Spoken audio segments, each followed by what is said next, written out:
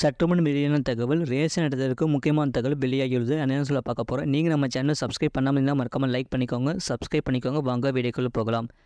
கலைஞர் மகளிர் உரிமை தொகை திட்டத்தில் கடந்த ஜனவரி மாதம் கூடுதல் பயனாளிகள் சேர்க்கப்பட்ட நிலையில் 90% மகளிருக்கு உரிமை தொகை சென்று சேர்ந்து விட்டது என்றும் தகுதியான ஒரு சிலர் விடுபட்டிருந்தால் அந்த பட்டியலை மாவட்ட ஆட்சியரிடம் வழங்க திமுகவிற்கு அமைச்சர் உதயநிதி ஸ்டாலின் அறிவுறுத்தியிருந்தார். தேர்தலுக்கு பின் இவர்களுக்கு பணம் வழங்கப்படும் என்றும் கூறப்படுகிறது. ஏற்கனவே கலைஞர் மகளிர் உரிமை திட்டத்தின் கடந்த 2 மாதங்களுக்கு முன்புதான் இந்த திட்டத்தில் மீண்டும் சேர 12 லட்சம் பேர் மறு விண்ணப்பம் கொடுத்துள்ளனர். தேர்தலுக்கு பின் மேலும் சிலருக்கு இந்த திட்டத்தில் பணம் வழங்கப்பட உள்ளது. தேர்தலுக்கு பின் புதிதாக விண்ணப்பங்கள் ஏற்கப்பட உள்ளது. இந்த நிலையில்தான் மகளிர் உரிமை தொகை மறுவாழ்வு முகாம் பெண்களுக்கும் விரிவுபடுத்தப்பட்டுள்ளது. அதற்காக ஆணை வெளியிடப்பட்டுள்ளது. 105 மறுவாழ்வு முகாம்களை சேர்ந்தவர்களுக்கு இந்த திட்டம் நீடிக்கப்பட்டுள்ளது. ஏற்கனவே முகாமில் உள்ள குடும்ப தலைவருக்கு 1500, ஏனைய நபர்களுக்கு 1000, குழந்தைகளுக்கு 750 மாதந்தோறும் வழங்கப்பட்டு வருகிறது. சமீபத்தில் கூட இது தொடர்பான பிரச்சாரத்தில் பேசிய அமைச்சர் உதயநிதி ஸ்டாலின் 1 கோடி பேருக்கு இந்த திட்டத்தில் கொடுக்க வேண்டும்.